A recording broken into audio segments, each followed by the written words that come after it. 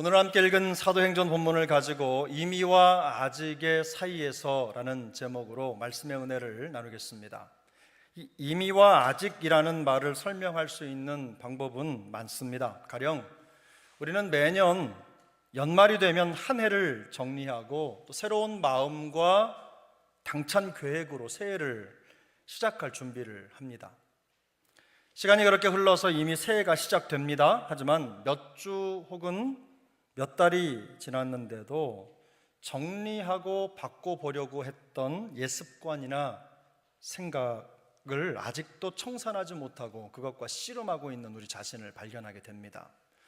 몇 주, 몇 달까지 가면 괜찮은데 작심 3일로 끝나는 계획도 적지 않습니다. 오늘이 2025년 4월 6일 첫 주인데 여러분의 새해 계획은 무사하십니까? 연초에 생각하고 계획했던 대로 모든 것이 잘 이루어지고 있습니까? 그렇다면 정말 다행이고 그것 자체로 대단히 새롭고 놀라운 삶을 살고 계신 것입니다. 그러나 그렇지 않고 여전히 정리되지 않은 옛것과 씨름하며 살고 있다고 해도 걱정할 필요는 없습니다. 지극히 평범한 삶을 살고 계신 것이기 때문입니다. 이미 정해진 시간이 지나고 있지만 아직 해야 할 일이 있는 인생의 여정을 그저 숨가쁘게 지나가고 있다고 생각하시면 되겠습니다. 그러나 거기에 멈추지 마시고 또 도전하시고 또 실행하시고 바꿔가기 위해서 노력해 보시기 바랍니다.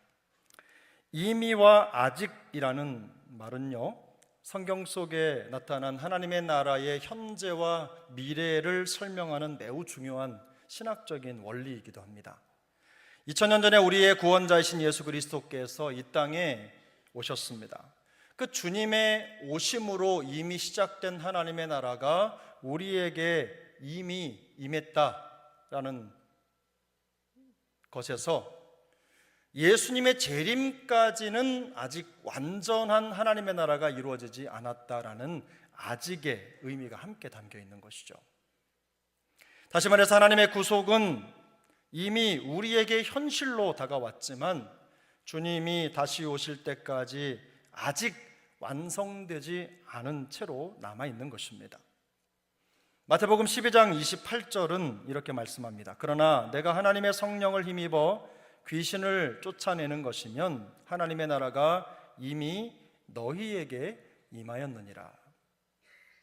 또 주님은 마가복음 13장 7절에서 난리의 소문을 들을 때에 두려워하지 말라, 이런 일이 있어야 하되 아직 끝은 아니니라, 이렇게 말씀하셨습니다. 부분적으로 아마 예수 그리스도와 그 복음의 능력을 경험하는 삶을 살고 있다면 우리는 이미 하나님의 나라를 살고 있는 것입니다. 경험하고 있는 것이죠. 그러나 주님이 다시 오셔서 구원 역사를 완성하시기 전까지는 아직 끝은 아닙니다. 그래서 사도 바울은 로마서 8장 23절에서 우리가 양자될 것 곧 우리 몸의 속량을 기다리느니라 라고 고백합니다. 이미 구원받은 하나님의 사람으로 살고 있지만 그러나 여전히 하나님의 나라가 온전히 이루어지기를 기다리는 것이 바로 성도의 삶이라는 것을 말하고 있는 것이죠. 이미 하나님의 나라가 임했지만 아직 완성된 것은 아니기 때문입니다. 우리의 일상과 마찬가지로 신앙생활도 이미와 아직 사이의 긴장 속에 놓여 있습니다. 우리가 잘 아는 성경 본문 고린도후서 5장 17절은 이렇게 말씀합니다. 그런즉 누구든지 그리스도 안에 있으면 새로운 피조물이라, 이전 것은 지나갔으니 보라 새 것이 되었도다. 이것은 장차 이런 일이 일어날 것이라는 예언이 아닙니다. 이미 우리에게 일어난 일을 말씀하는 거예요. 예수 안에 있는 우리에게 이런 일이 이미 일어났다는 것입니다. 이미 새로운 피조물이 되었음을 선포하는 것입니다. 그러나 우리의 현실은 그렇지 않죠. 여전히 죄와 씨름하면서 넘어지기도 합니다. 하나님의 백성으로서 아직 성숙하지도 그렇다고 완성되지도 못한 생활을 벗어나지 못한 채 살아가고 있습니다.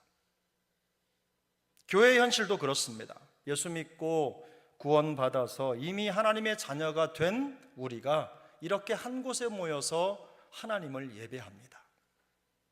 하나님께 찬양과 영광을 올려드려요. 천국의 영광을 찬양합니다. 하지만 우리 안에는 여전히 구원받은 천국 백성이라고 하기에는 아직 변화되지 못한 부끄러운 모습들이 여전히 남아있는 겁니다. 아직 그런 문제들이 해결되지 않고 우리를 괴롭히고 있는 거예요. 그리스도의 몸된 교회는 거룩합니다. 모양이 어떻든 어떤 상황이든 교회는 거룩합니다. 그러나 그 몸에 지체된 우리에게는 거룩한 교회의 온전한 지체가 되기 위해서 여전히 정리하고 해결해야 할 문제들이 아직도 많이 남아 있습니다. 이것이 우리의 임의와 아직의 현실입니다.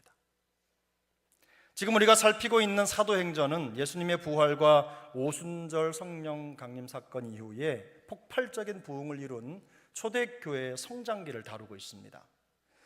성령의 강력한 임재 속에서 교회는 놀라운 성장을 이루었습니다. 세상 사람들은 이해할 수 없는 연합과 일치, 사랑과 나눔을 보여주는 교회를 보면서 깜짝 놀랐습니다. 어떻게 저런 공동체가 있을 수 있을까 궁금해했고 그 교회에 대한 의문을 가졌습니다. 수많은 사람들이 교회를 보고 예수를 믿게 됐고 교회의 일원이 되었습니다. 복음의 역사가 나타난 겁니다.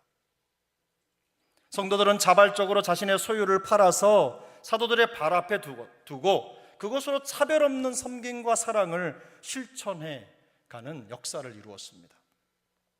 성령 충만한 공동체에 나타난 아름다운 모습은 그야말로 이미 그 교회에 임한 하나님의 나라를 보여주는 실상이었습니다. 놀라운 역사인 거죠. 그 대표적인 예가 요셉이라는 이름을 가진 사람의 헌신입니다.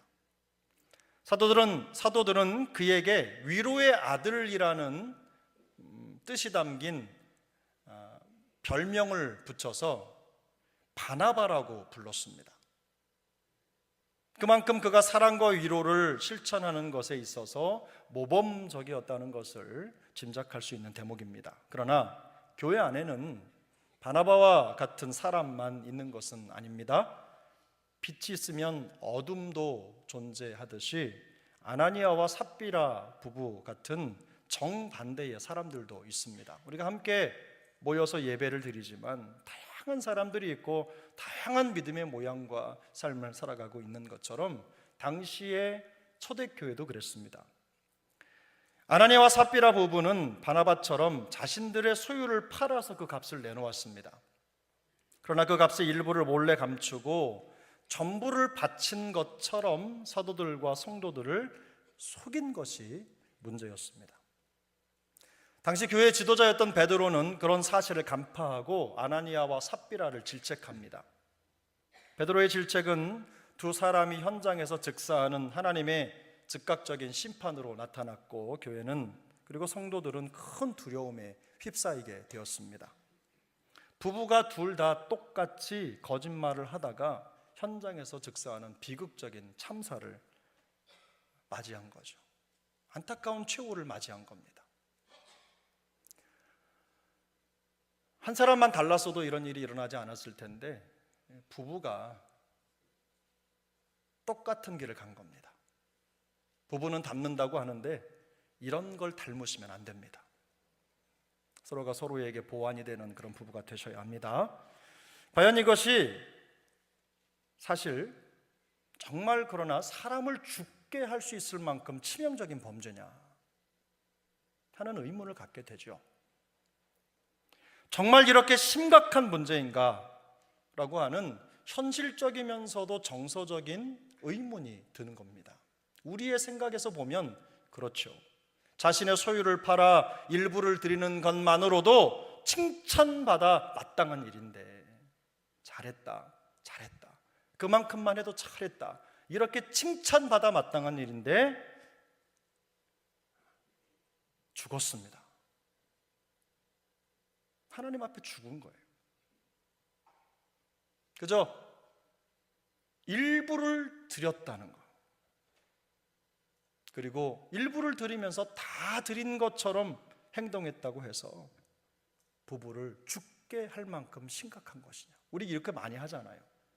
조금 내놓으면서 다 주는 것처럼, 조금 하면서 다 하는 것처럼, 최선을 다한 것처럼 그렇게 많이 하잖아요. 이게 그렇게 심각한 문제인가? 우리의 사실 현실적인 문제입니다. 하지만 베드로는 이들이 행한 일에 대해서 단지 사람에게 한 것이 아니라 하나님께 거짓말한 것이라는 그 죄의 심각성을 지적합니다. 이 사건으로 인해서 온 교회가 하나님의 심판에 대한 두려움으로 가득 찼습니다. 또한 이 문제는 이미 구원의 은혜 속에 하나님의 나라를 경험하는 교회 공동체 안에 아직 해결되지 않고 남아있는 죄악의 심각성을 드러내는 사건이었습니다. 본문은 바나바라는 사람과 아나니아와 삽비라라고 하는 사람을 극명하게 대조합니다. 이미 도래한 하나님 나라의 이상적인 모습과 해결되지 않은 죄와 유혹이 여전히 남아있는 아직의 현실을 보여주는 것입니다. 이 둘 사이에 하나님을 두려워하는 가운데 어떤 삶을 추구해야 하는가? 바로 그것이 오늘 우리가 이 본문을 대하면서 얻어야 할 교훈입니다. 그러면 이미와 아직의 사이에 놓인 교회와 성도는 어떤 삶을 추구해야 합니까? 첫 번째로 이미 임한 하나님 나라의 모습을 추구해야 합니다. 본문 36절 37절인데요 우리 함께 읽겠습니다.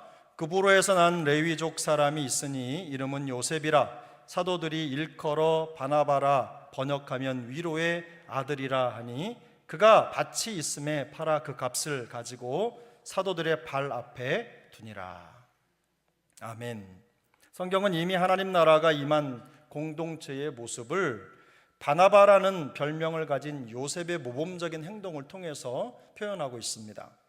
그는 성령이 충만하여 자신의 밭을 팔아 그 값의 전부를 조용히 사도들의 발 앞에 가져다 놓았습니다. 그가 자기의 땅을 팔아 많은 돈을 헌금한 것에 무게를 두려는 오해에 빠져서는 안 됩니다. 이것 때문에 많은 분들이 시험에 들죠. 목사가 이 본문을 가지고 설교를 할라 치면 미리 생각을 합니다. 오늘도 돈 얘기하는구나, 오늘도 헌금 얘기하는구나, 이런 생각을 하는 거예요. 성령이 주는 생각이 아닙니다. 사탄이 주는 생각입니다. 성경을 모르는 거예요. 말씀을 들을 준비가 안 된 겁니다. 밭을 팔아 헌금하는 바나바의 행동이 집을 팔고 땅을 팔아서 헌금해라, 이런 말씀으로 오해한다면 그것은 정말 대단히 잘못된 것입니다. 그것 때문에 사실 많은 성도님들이 마음의 불편함을 갖습니다. 목사가 강단에서 헌금에 대한 설교를 하는 게 잘못된 것도 아닌데 그걸 얘기하는 것 자체를 터부시 여기고 마음이 불편한 거예요. 물질 헌금을 강요당하는 것 같은 부담과 불편을 느끼는 겁니다. 하지만 그것은 본문이 전하려는 핵심이 아닙니다.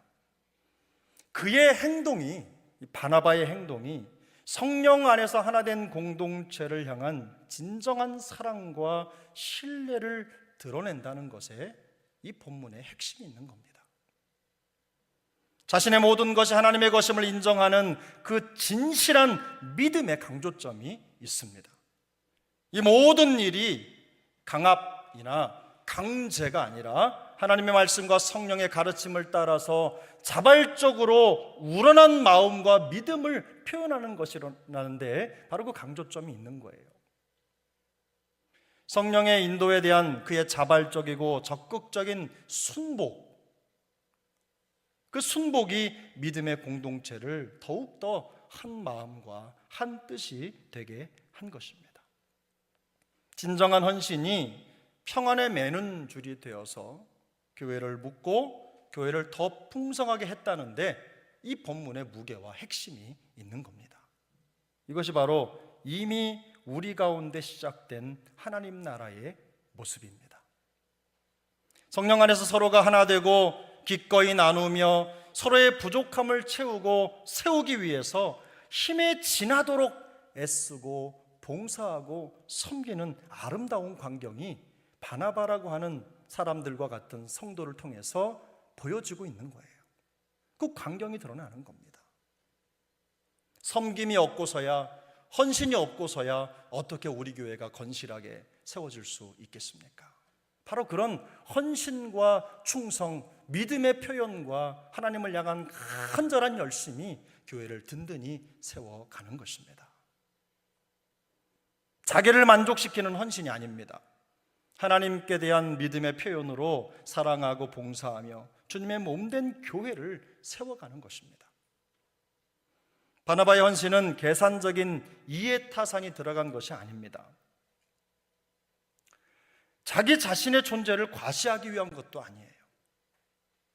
시편 51편에 고백하고 있는 것처럼 구원의 즐거움을 날마다 회복시켜 주신 그 주님께 자원하는 심령으로 드리는 순종의 제사입니다. 이것이 바로 이미 임한 하나님 나라의 모습입니다. 우리 세종안교회에 이런 모습이 더욱더 많아질 수 있기를 축복합니다. 둘째로 하나님 나라의 이미와 아직의 사이에 놓인 교회와 성도는 어떤 삶을 추구해야 되겠습니까? 아직 남아있는 죄의 유혹과 끝까지 싸워야 합니다.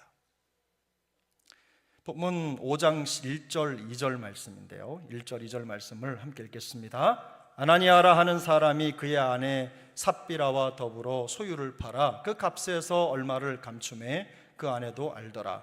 얼마만 가져다가 사도들의 발 앞에 두니. 감췄다는 것은요, 단순하게 물건을 보이지 않게 숨겼다는 뜻이 아닙니다. 여기에는 사사로이 물건을 빼돌리거나 불법으로 횡령한 죄를 지적하는 강력한 표현이 담겨져 있어요. 그런 강력한 표현인 거죠. 그들이 공동체의 재산을 빼돌려서 사적인 이익을 취했음을 말씀하고 있는 부분입니다. 아나니아와 삽비라는 손발이 잘 맞는 도둑과도 같았습니다.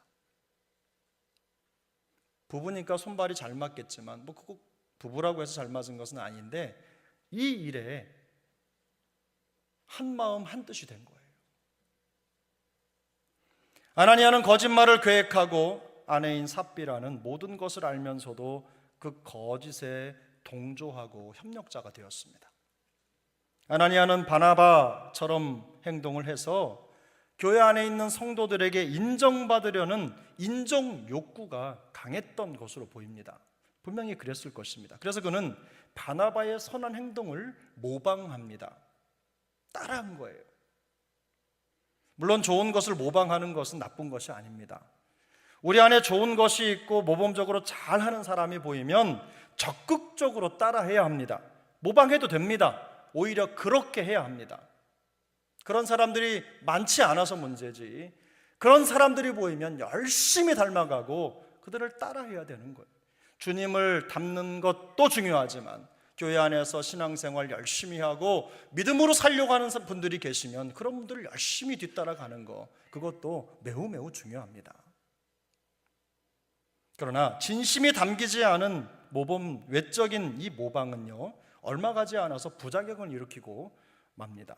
그런 하나님 나라의 실현이 아니라 자기의 인정 욕구를 채우려고 헌신하는 척 했습니다. 자신의 탐심을 채우기 위해서 눈속임으로 공동체와 하나님을 속였습니다. 그러나 그의 위선은 곧 들통이 났고요, 엄중하고 즉각적인 하나님의 심판이 이루어졌습니다. 탐심에서 시작된 거짓과 죄가 참혹한 결과를 맞는 것입니다. 야고보서 1장 15절은 말씀합니다. 욕심이 잉태한 즉 죄를 낳고 죄가 장성한 즉 사망을 낳느니라. 죄의 본질은 하나님을 속이는 것입니다. 그리고 그 죄의 결과는 하나님의 심판입니다. 더구나 성령을 속이는 죄는 공동체를 파괴하는 심각한 범죄입니다. 특히 아나니아와 삽비라의 속이는 죄가 심각한 이유는요, 자신들의 탐욕과 위선과 거짓을 거룩한 교회 공동체 안으로 가져온 거예요. 그걸 끌어들인 겁니다. 위선과 거짓은 한 마음과 한 뜻이 되어야 할 공동체를 이간하고 분쟁시키는 마귀의 일입니다. 그래서 그들에게 하나님의 즉각적인 심판이 임한 것입니다. 시편 101편 7절은 거짓을 행하는 자는 내 집 안에 거주하지 못하며 거짓말을 하는 자는 내 목전에 서지 못하리로다 라고 경고합니다. 이처럼 하나님은 거짓말을 싫어하십니다. 사실 우리 중에는 대놓고 거짓말하는 사람이 많지 않죠. 그런 분이 계시다면 아마 함께 서지 못할 것입니다. 대놓고 탐심을 부리고 거짓말하는 사람 거의 없습니다. 누구나 다 하는 분명한 거짓말, 드러난 거짓말에 또 현혹이 되거나 넘어지는 사람도 많지 않습니다. 그러나 아나니아의 거짓말은 은밀하게 계획되고 진짜처럼 위장된 상태로 실행에 옮겨졌습니다. 그리고 그 거짓은 앞뒤분간을 못하는 삽비라의 동조를 얻어서 힘을 얻습니다. 거짓인 줄 다 알면서도 거짓의 동참자가 된 것입니다. 요즘은요, 세대가 사실을 보려고 하지 않고 보고 싶은 것을 봅니다. 듣고 싶은 것을 듣습니다. 자기가 인정하고 싶은 것을 받아들이는 거예요. 그렇게 되기를 원하는 것을 믿는 것입니다. 그게 세대의 흐름이에요. 그러나 성도는 하나님의 말씀을 믿어야 됩니다. 그것이 우리의 삶의 방법인 거예요. 모든 기준이 하나님의 말씀입니다. 아무리 내가 좋아하고 내가 원하는 것이라도 하나님의 말씀이 성경이 아니라고 하면 아닌 겁니다. 수많은 사람들이 동성연애를 찬성해도 성경이 아니라고 하면 아닌 겁니다. 그것이 우리의 입장입니다. 그게 우리의 입장이에요. 영적으로 민감하게 깨어있지 않으면 진짜를 가장한 은밀한 거짓에 훌떡 넘어가는 거예요. 그 정도쯤 괜찮겠지 하고 넘어가는 거예요. 거기에 동조하면서 거짓의 공범이 되고 급기야는 공동체 전체를 파괴하는 참혹한 결과에 이르게 되는 것입니다. 그러나 에베소서 4장 25절은 우리에게 말씀합니다. 그런즉 거짓을 버리고 각각 그 이웃과 더불어 참된 것을 말하라. 이는 우리가 서로 지체가 됨이라. 사도 바울은 성도들에게 참된 것을 말하라고 권면합니다. 거짓된 말이 개인뿐만 아니라 교회 전체를 병들게 하기 때문입니다. 그러므로 건강한 몸이 나쁜 병균의 침투를 막고 몸을 지키는 것처럼 교회에 지체된 우리 각 사람이 참된 것을 말하는 거룩한 언어 습관을 통해서 교회의 건강을 지키는 일에 힘써야 되는 것입니다. 이제 말씀을 정리해 보겠습니다. 오늘 본문 속에 등장하는 바나바 그리고 아나니아와 삽비라 부부의 이 서로 대조되는 이야기를 통해서 우리가 배워야 할 교훈은 무엇입니까? 우리에게 무엇을 말씀하고 있습니까? 우리는 바나바처럼 이미 임한 하나님 나라를 보여주는 아름다운 신앙 공동체를 이루며 살기를 원합니다. 우리 모두의 바람입니다. 그러나 우리 안에는 때때로 죄의 유혹에 힘없이 넘어지는 유약하고 어리석은 아나니아와 삽비라의 모습이 여전히 남아 있습니다. 아직도 해결되지 않은 채로 우리를 괴롭히고 있는 거예요.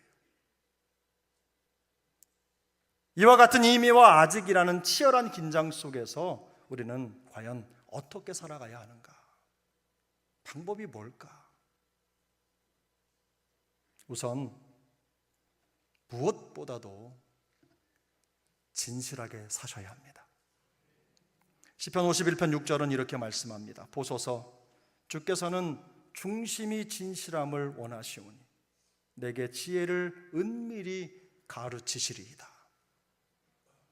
중심이 진실함을 원하시오니, 하나님은 중심의 진실함을 원하십니다. 마음 중심을 보시는 하나님 앞에서 진실한 마음과 믿음과 열심으로 이미 이루어진 하나님 나라의 비밀을 나타내며 사는 것이 우리의 삶이 돼야 되는 겁니다. 우리의 봉사와 섬김과 헌신이 우리의 마음을 보시는 하나님께 최선을 다해 드리는 흠없는 제물이 되게 해야 하는 것입니다. 제가 좋아하는 말이 있습니다.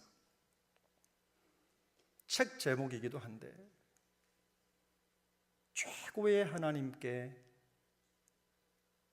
드리는 나의 최선.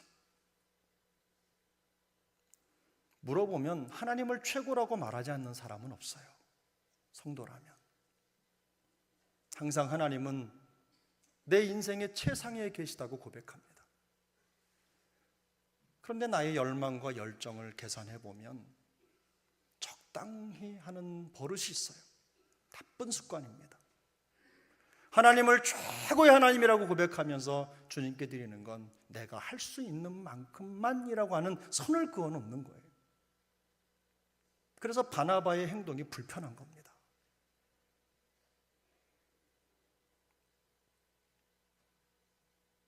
내가 하지 못하면 다른 사람이 하는 것조차도 마음이 불편한 거예요.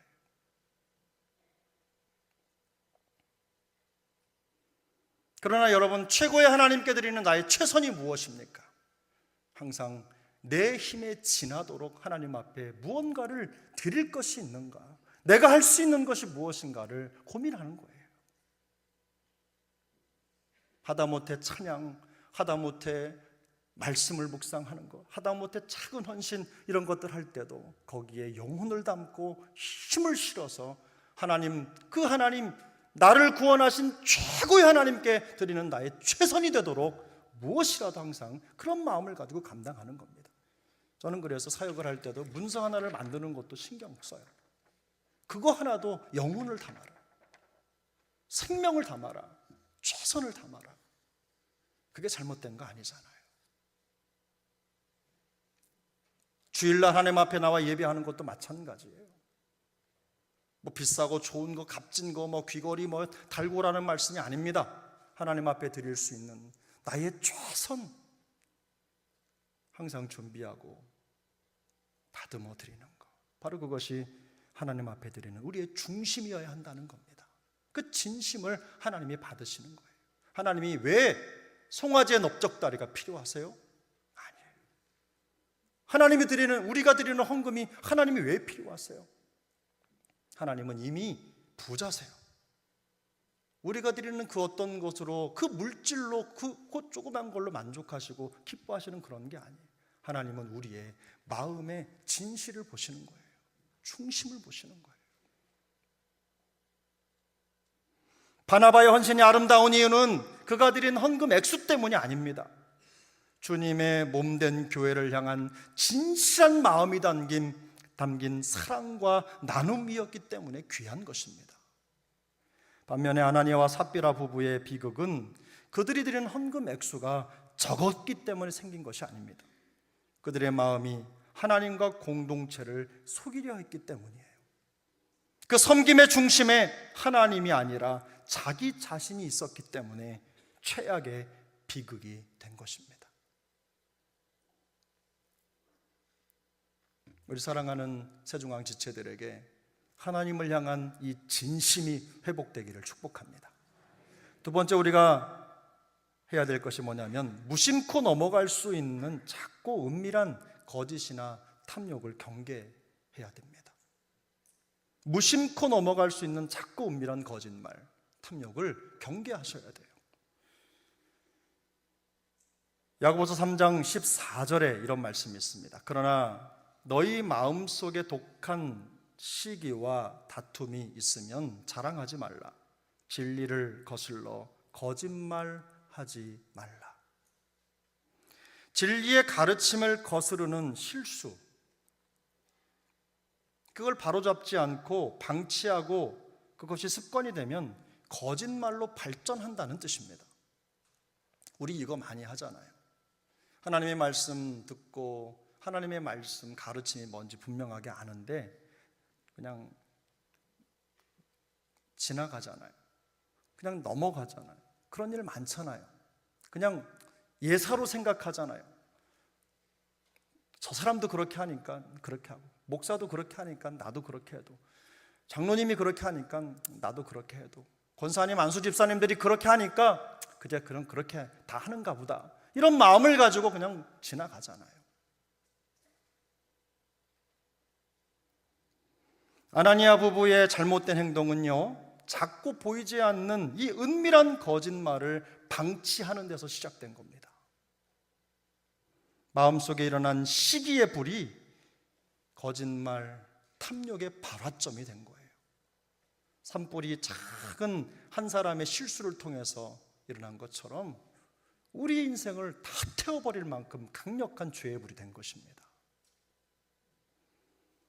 그것이 더 큰 탐심이 되었고 결국 그 온 마음에 가득 차서 그들의 인생을 꿀꺽 삼켜버린 것입니다.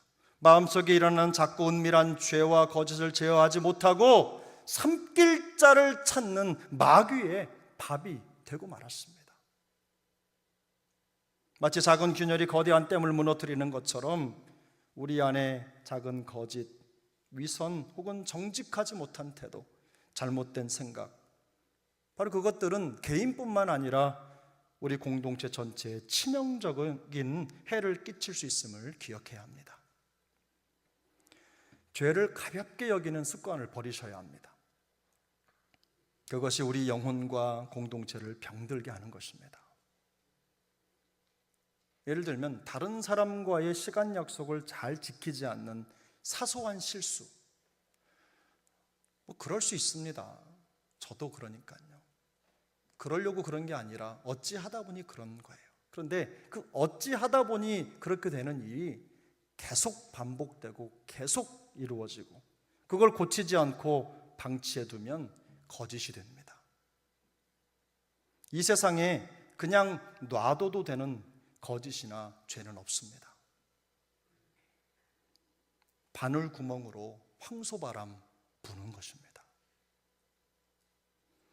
작은 죄나 거짓이라고 가볍게 여기지 않는 그런 거룩한 습관이 몸에 배도록 여러분 익숙해지도록 연습하시고 노력하셔야 합니다.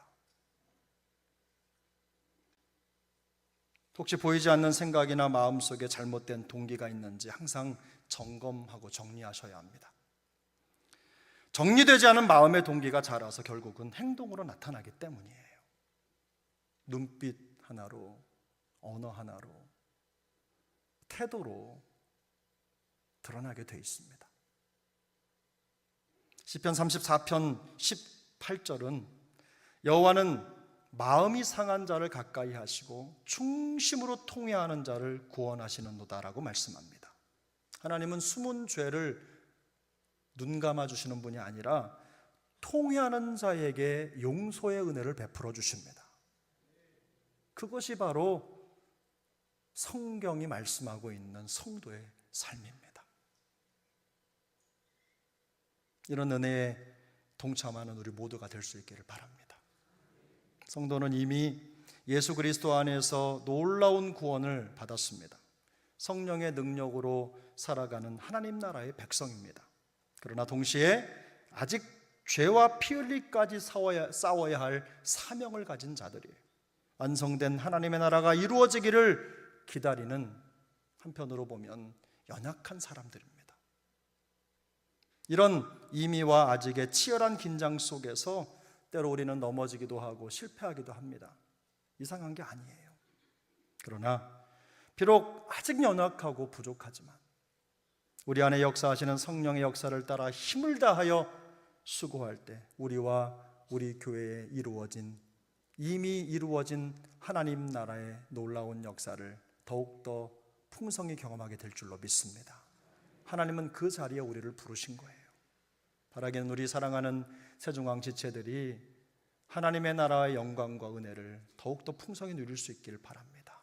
세상 속에 이런저런 어려운 일들이 펼쳐지고 진행이 되지만 하나님을 사랑하고 우리 안에 이미 이룬 그 놀라운 구원의 역사가 모든 것을 덮는 하나님의 백성으로, 하나님의 나라를 소유한 자들로 날마다 승리할 수 있기를 예수님의 이름으로 축복합니다.